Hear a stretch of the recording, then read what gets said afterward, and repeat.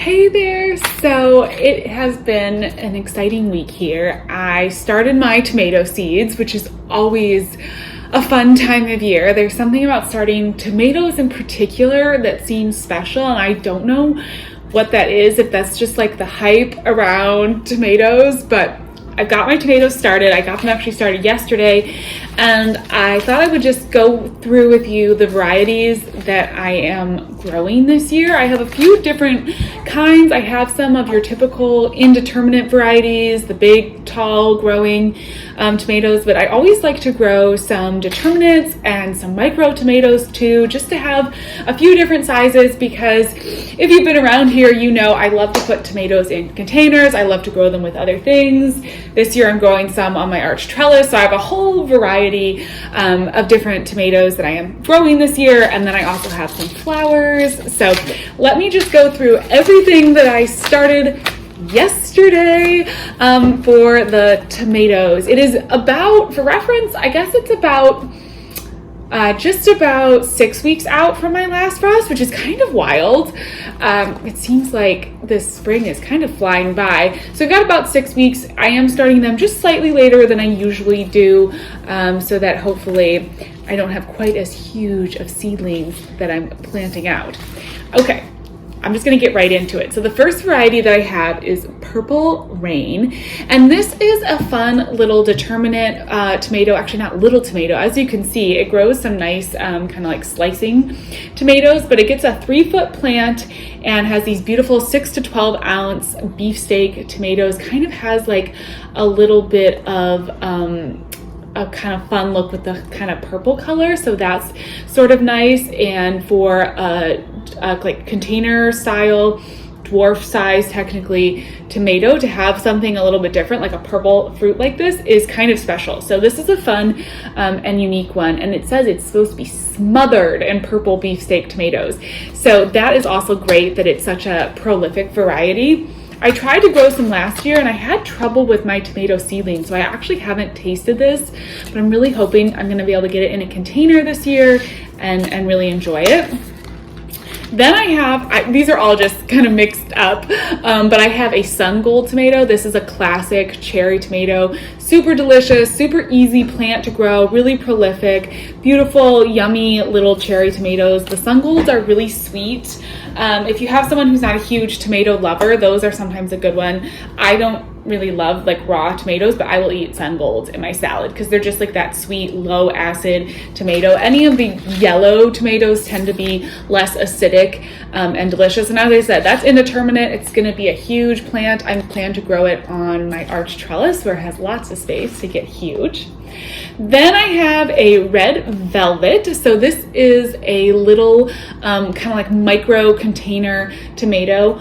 One of the things with the little micro kind of dwarf tomatoes is sometimes they don't have the most amazing flavors. If you've ever grown like the micro toms, which are like the teeny tiny ones, I mean, you could grow a micro tom in this pot.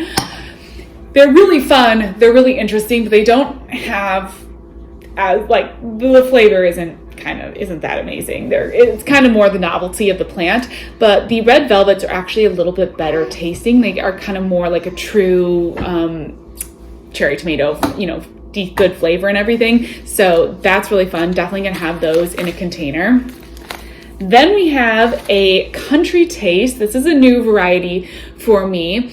This is a big, vigorous, meaty slicer tomato. I got it because I wanted to have, I want to have this year a lot more of the bigger like beefsteak size tomatoes. I love to eat tomato sandwiches. That's one of the ways that I will eat raw tomatoes. So that is why I got a few of these bigger like slicer types. And this one is supposed to be really vigorous and also do really well through the heat. So here in Virginia, it gets really hot and really humid in the summer. My tomatoes definitely struggle in that heat setting flowers. They also get a lot of powdery mildew. So this is supposed to do really well for those kind of conditions, do really well with the heat, get through the summer and have more later harvests through the summer. So that's what we're going to try. Hopefully that proves to be the case, because I would love to have some more tomato harvests kind of like later in the season. I then have a big beef, just like a classic big beef tomato, and it's supposed to have really high yield. So hopefully this will be my tomato kind of later in the summer. This guy will be a big heavy producer, and I just want to get a lot of tomatoes.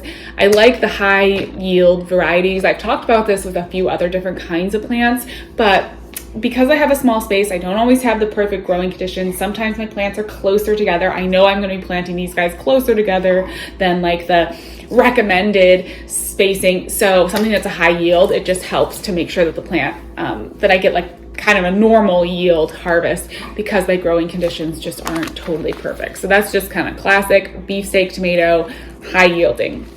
Then I have, and all of these are either going to be growing on my arch trellis or against the fence for support. I also have here a hillbilly tomato. These are really pretty. I thought they were super cool. 1 to 2 pound fruit, and they have like this yellow and red sort of like mix on the fruit, just really beautiful. And I thought it would be nice. I'm gonna have some of these classic beefsteak tomatoes, but I thought it'd be nice to have some fun looking tomatoes too. And I think that hillbilly is gonna be really pretty. I'm really excited to see how that turns out, because that could be just gorgeous. And I'm not quite sure on the flavor notes on that one, but I'm guessing that if it's got a little bit of that yellow, that maybe it's a little bit less acidic and has sort of like that lighter kind of flavor. I also got a mountain merit. And so this one is supposed to be super, super disease resistant. It's got about 10 to 12 ounce fruit.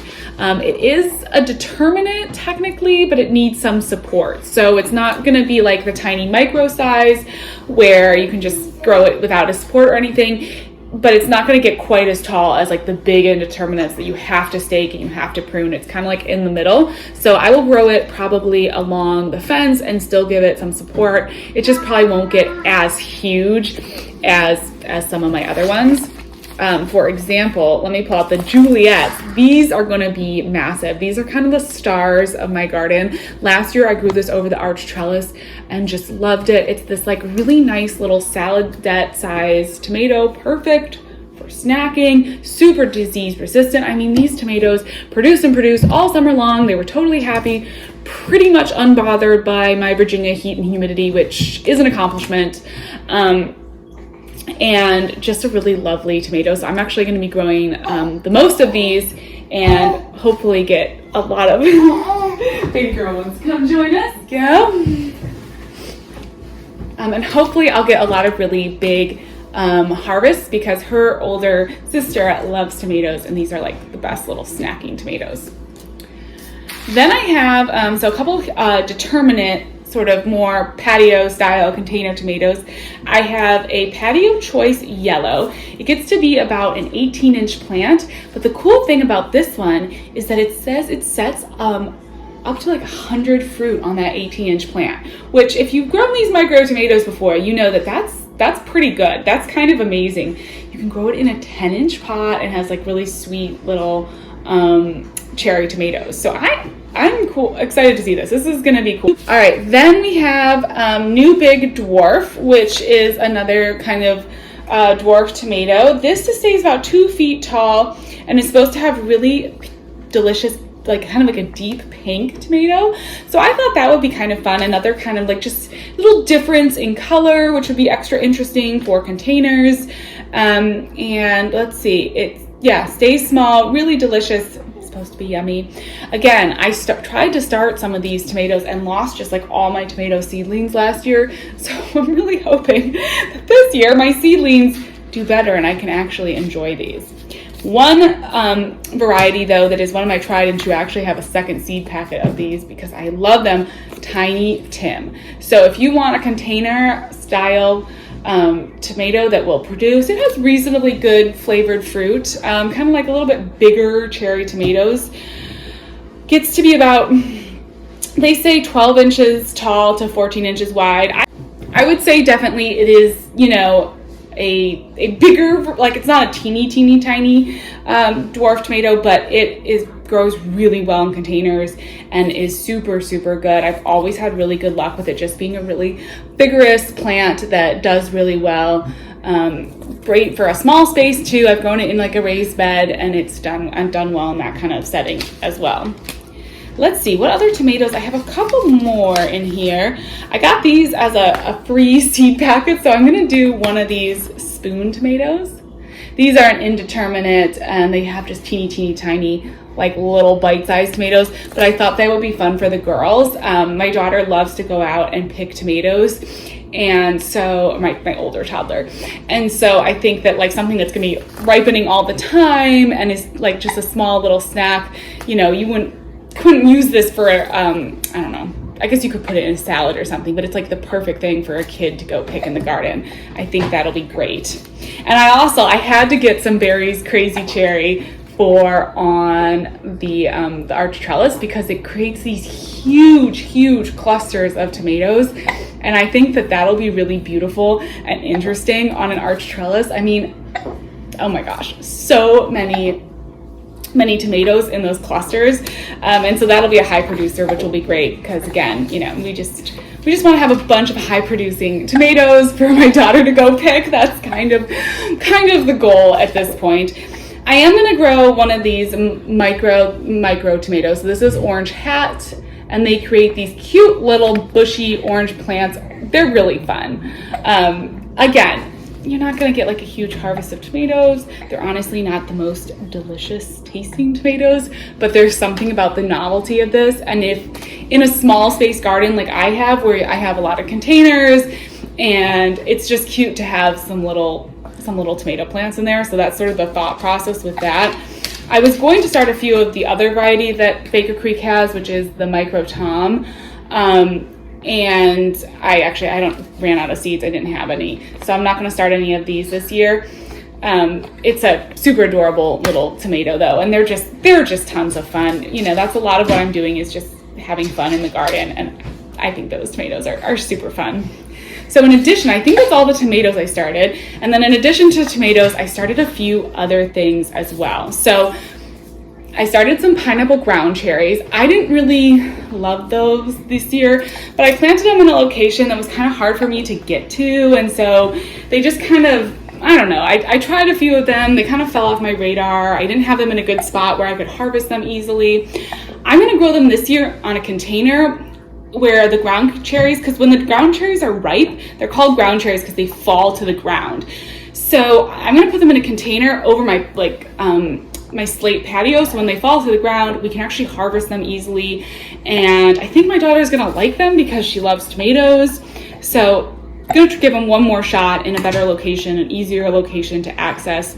Sometimes I find that happens in the garden. You plant something somewhere, and if it's hard to get to and you don't give it the proper care, or you aren't able to harvest it easily, sometimes it just doesn't work out. So we're going to give it another try in a new location. But they're kind of like, they kind of taste like, yeah, I guess sort of like pineapple-y, but with a tomato consistency. And I'm realizing that maybe I don't like the tomato consistency. That might be part of my issue with them. So I don't know, but I know my daughter will love them.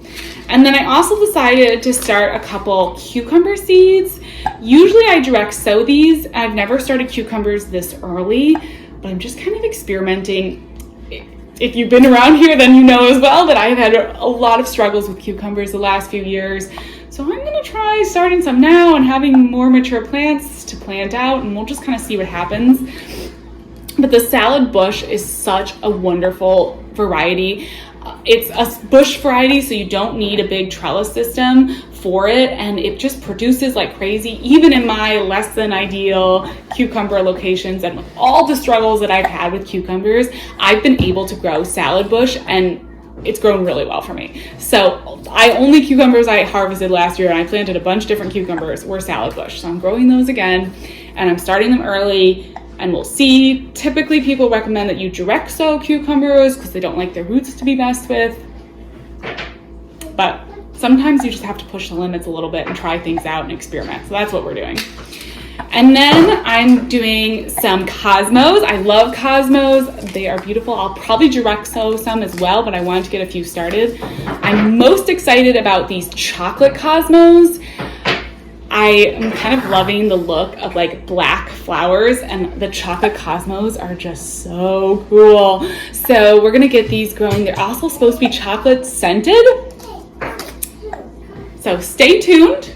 and I will let you know if they actually taste like I won't be eating them if they smell like chocolate. Actually, fun fact about me, I don't actually like chocolate. I know, I'm like I don't like tomatoes or chocolate, but I am excited about Chocolate Cosmos. Those are going to be great. I'm also going to, and I did start, I'm going to grow these really pretty Apricot Cosmos that I think are going to be really fun. They're supposed to be just this really stunning apricot pink with yellow centers and a really sturdy, nice, tall plant too, which is great.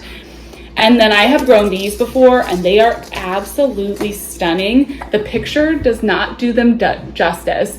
These are the double Dutch rose and they just have the prettiest, like, they're a pink, but they're this like dusty pink, just the most beautiful, like cottage garden, like a big fluffy cosmos like that, I think is, oh my gosh, just like perfect. So I'm excited to grow those again. And they blend that pink, that like, I can't even describe the tone of it. It's like this lavendery tone. It goes really beautifully with other summer flowers, like with black-eyed Susans and zinnias. It's gorgeous, gorgeous.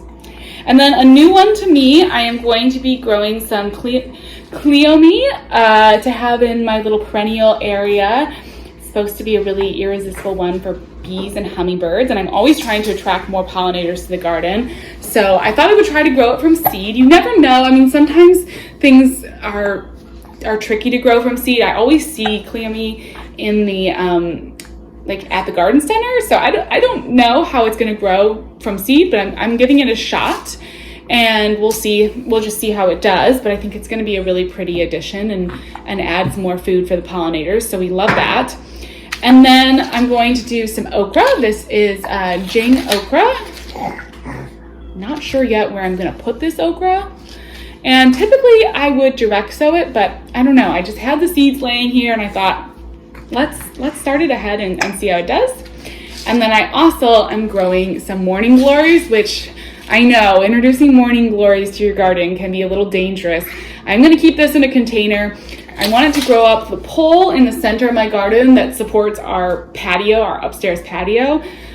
I needed something vigorous to grow up that pole, and morning glory is nothing if not vigorous. So it's a really pretty kind of blue. I think it's just going to add some brightness and interest.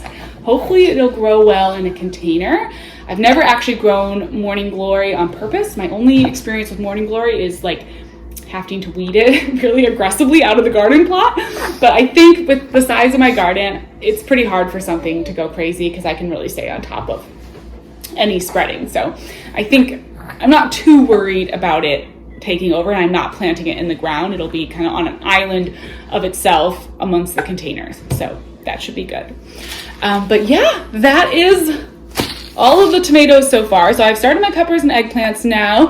I have started the tomatoes and a few flowers. I have a ton of basil that I need to start. I want to do a few more flowers, kind of like the zinnias and things like that. I'm probably going to do one more round, like one more big tray, probably like 3 weeks out from our last frost, of some of those flowers that I can just stick in places. I'll be direct sowing them, but I also want to have some starts. But I'm pretty much done seed starting after I did this yesterday. That was the big chunk of it. So that's pretty cool. Yeah. So anyways, thank you so much for watching and talking about seeds with me. I will keep you posted on how all these are doing throughout the season, because there's a lot of really good stuff here. Let me know if you've grown any of these tomatoes or have a favorite tomato in the comments. I would love to know, and I'll talk to you soon. Bye-bye.